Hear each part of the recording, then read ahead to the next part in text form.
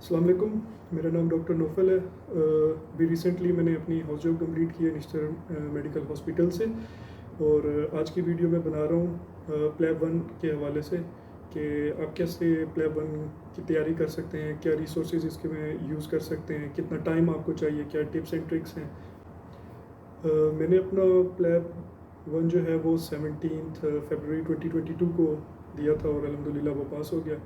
तो इसलिए मैंने सोचा कि एक वीडियो बना के अपने सारे फेलोज़ को गाइड करना चाहिए कि हमने किस तरह तैयारी की थी, ताकि वो उस हिसाब से अपना एक स्केड्यूल बना सकें और थोड़ा सा गाइडलाइन ले सकें। अच्छा, सबसे पहले बात कर लेते हैं प्लैब वन का जो बेसिक स्ट्रक्चर वो क्या है।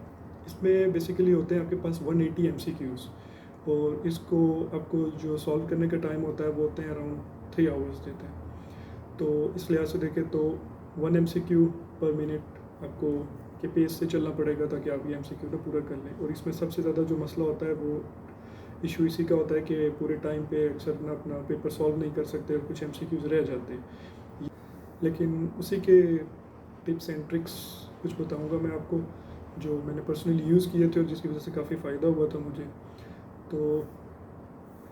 तो बेसिक तो आपको पता लग गया कि 180 MCQs होते हैं। अब वो MCQs कौन से टॉपिक्स में से आते हैं, वो आते हैं जो मोस्टली अपने फाइनल ईयर में जो हमने मेजर सब्जेक्ट्स पढ़े होते हैं, मेडिसिन, सर्जरी, गायनी और स्पीड्स। तो ये एक मतलब मेजर पोर्शन है इसका। इसके अलावा फिर आपके पास जैसे फोर्थ में कम्युनिटी मेडिसिन पढ़ते हैं, ENT, आई, ये उसका कुछ पोर्शन इन्वॉल्व होता है।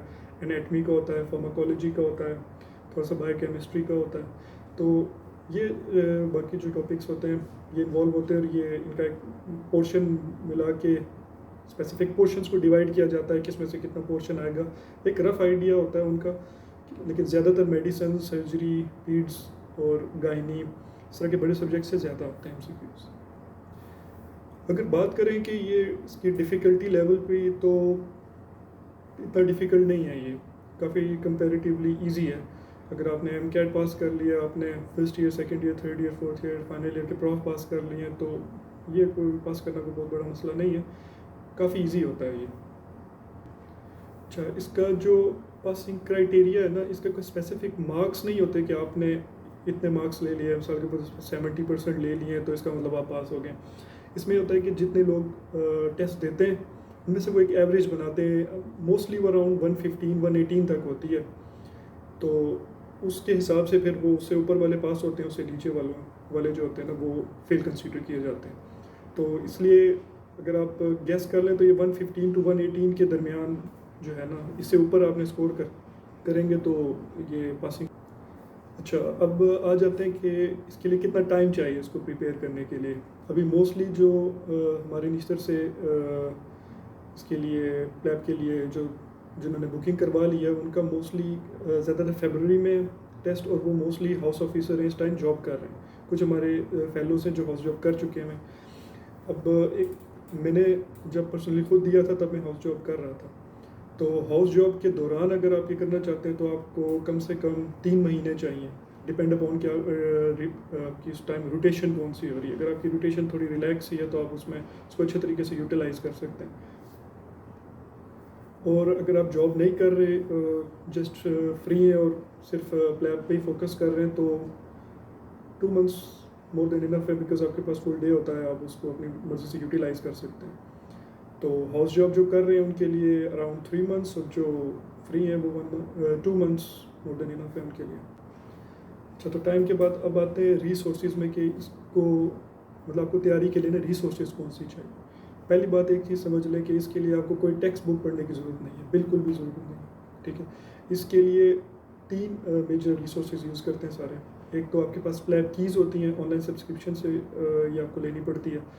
दूसरे कुछ PDF भी मिल जाते हैं, लेकिन बेहतर मशवरा ये है कि क्योंकि वो थोड़े पुराने हो गए, तो इसलिए बेहतर ये है कि आप जहाँ और पैसे खर्च करते हैं तो थोड़ा उसकी सब्सक्रिप्शन बाय कर लें।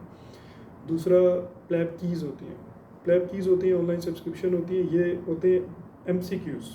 उसी पैटर्न पे ये MCQs बने होते हैं जिस पैटर्न पे आपका ना प्लैब 1 आता है। तीसरा है मेड रिवीजन, ये भी प्लैबेबल की तरह, लेकिन ये कंपैरेटिवली थोड़ा डिफ़िकल्ट है। तो ये 3 मेजर रिसोर्सेज इसके लिए यूज़ होते हैं। अब जो बेसिक तैयारी जो है आपकी वो प्लैब कीज़ और प्लैबेबल से हो जाती है।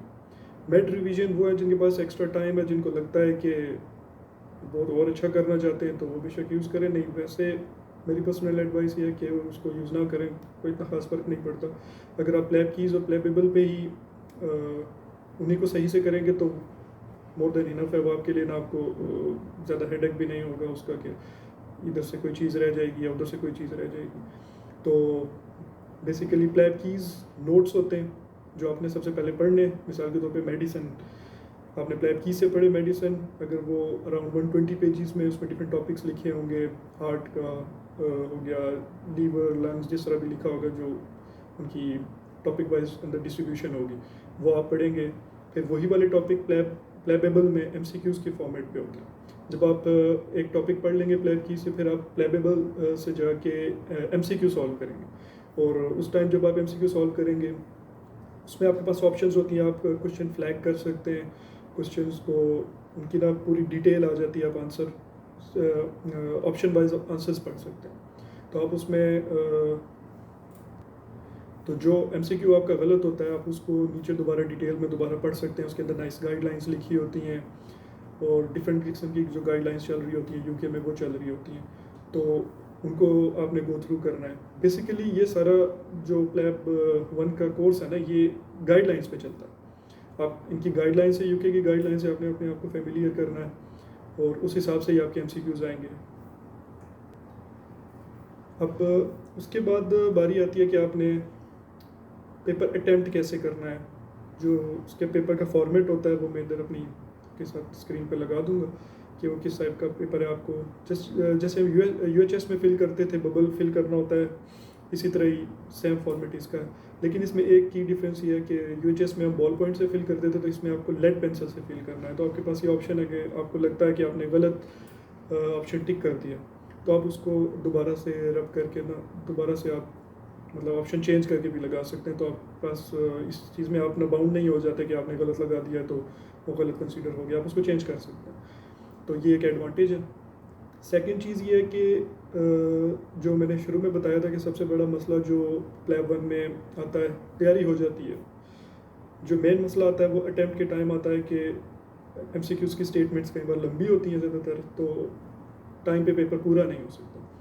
उसके लिए सबसे अच्छी जो टिप है जो मैंने खुद भी यूज़ की है और बाकी कई जगह पे चेक भी की है, वो ये है कि इन पे जो क्वेश्चंस होते हैं वो जब आप पढ़ेंगे तो आपको ना स्ट्रेट फॉरवर्ड से होते हैं, आपको समझ आ जाती है कि इसका आंसर क्या चल रहा है। तो बेस्ट ये है कि जो लंबी स्टेटमेंट्स वाले क्वेश्चन होते हैं उनकी आपने सबसे पहले लास्ट वाली स्टेटमेंट पढ़नी है कि वो पूछ क्या रहा है उसमें, ठीक है। आप वो ऊपर पूरी लंबी स्टेटमेंट पढ़ते रहेंगे, नीचे उसमें कोई ऐसी सी छोटी सी चीज़ पूछी होगी तो आपको लगेगा इतना सारा टाइम ज़ाया कर दिया मैंने वो सारा पढ़ते हुए। तो आप अगर लास्ट वाला सेंटेंस पहले पढ़ लेंगे तो फिर आपको काफ़ी ज़्यादा इजी हो जाएंगे आप एमसीक्यू ना पिक करने के लिए, तो आपका टाइम बचेगा इस वजह से। अच्छा, अब आते हैं सवाल इस पे कि तैयारी शुरू कैसे करनी। सबसे पहले तो जिनका फरवरी में एग्ज़ाम है, हाउस जॉब कर रहे हैं, तो आप जब आपके पास 4 महीने रहते हैं तब आप ये सब्सक्रिप्शन बाय कर लें, प्लैब कीज़ की भी प्लैबेबल की भी। 5 मंथ्स की सब्सक्रिप्शन भी ले सकते हैं आप, अराउंड 20-25 पाउंड 30 पाउंड्स तक होता है, 35 तक कर लें आप, 35 पाउंड्स तक होती है ये। तो ये आपने लास्ट जब आपके 4 मंथ्स रहने लगे होंगे तब आप ये सब्सक्रिप्शन ख़रीद लें। उसके बाद आपने करना ये कि आपने जो भी टॉपिक पढ़ना शुरू करना है, मिसाल के तौर पे आप मेडिसिन पढ़ते हैं तो आपने पहले प्लैब कीज़ से वो पढ़ना है वो टॉपिक, फिर आपने 50 MCQ सॉल्व करने हैं प्लैबेबल से।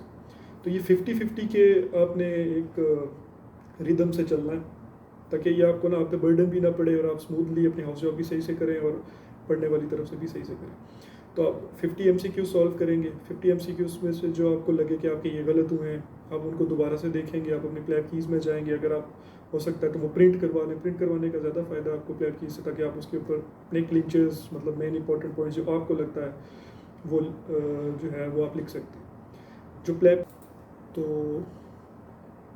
लास्ट पे मैं आपको कुछ जनरल बातें बता देता हूँ कि जब आप वहाँ एग्ज़ाम देने जाएंगे तो कौन से डॉक्यूमेंट आपको चाहिए होते हैं, वो अक्सर फिर कुछ फ्रेंड्स बाद में पूछते रहते हैं। उसके लिए आपको अपना पासपोर्ट चाहिए या आईडी कार्ड चाहिए, ये दोनों में से कोई एक चीज़ आपको लाजमी लेके जानी पड़ेगी। जो प्लैब 1 की आपको ईमेल आई हुई है जिस एरिया में आपका टेस्ट होना है उसकी आपको ना एक प्रिंट चाहिए होगा। और तो ये था जनरल सारा आइडिया कि प्लैब 1 का क्या है। इसके अलावा भी अगर आपकी और क्वेश्चंस हो तो आप बिल्कुल बिला झिझक पूछ सकते हैं दोबारा से। तो अगर सारी इस डिस्कशन को सम अप करें तो पहली बात यह है कि प्लैब में क्या है, 180 MCQs है, ठीक है। हर MCQ के लिए आपके पास 1 मिनट है। तैयारी के लिए आपको हाउस जॉब कर रहे हैं तो आपको 3 मंथ से 4 मंथ चाहिए, डिपेंड अपॉन कि आपके कौन सा वार्ड चल रहा है। और रिसोर्सेज के हवाले से यह है कि आप प्लैब कीज़ आपने यूज़ करनी है, प्लैबेबल यूज़ करना है। मेड रिवीजन कर सकते हैं तो कर ले, नहीं तो कोई इतना रिकमेंड नहीं है। और रोज़ाना के 50 MCQs करें, फिर उनको सॉल्व करें, फिर उनसे जो आपकी मिस्टेक होती है वो नोट करें ताकि वो नेक्स्ट टाइम ना हो। और लास्ट में एक और इम्पोर्टेंट चीज़ कि जब आप प्लैबेबल पूरा सॉल्व कर लेते हैं टॉपिक वाइज, तो तब आप मॉक्स जो होते हैं वो कर सकते हैं। अराउंड 16 मॉक्स होते हैं प्लैबेबल में। वो हर मॉक बिल्कुल एग्जाम पैटर्न पे होता है। जब आप उसको सॉल्व करते हैं तो आपका टाइमर चल रहा होता है आपकी स्क्रीन पे, उतना ही टाइम आपके पास होता है। फिर वो आपको रिजल्ट बताता है कि आपने इतना स्कोर किया है और बाकियों ने जो ये मॉक किया है उनका कितना स्कोर आया। तो आप अपने आप को कंपेयर कर सकते हैं बाकियों के साथ अपनी तैयारी के साथ, और जो आपके क्वेश्चन गलत हुए हैं वो आप फ्लैग कर सकते हैं, आप उनको दोबारा से पढ़ सकते हैं। तो जब आप अपना प्लेबेबल कर चुके हो तो आप अपना मॉक्स भी लाजमी करें। 16 मॉक्स होते हैं, 10 भी आप कर लें तो मोर देन इनफ है। इसके अलावा उम्मीद करते हैं आपको इस वीडियो से कुछ फ़ायदा हुआ होगा। तो अगर आपके और क्वेश्चंस हो तो आप दोबारा आपसे पूछ सकते हैं।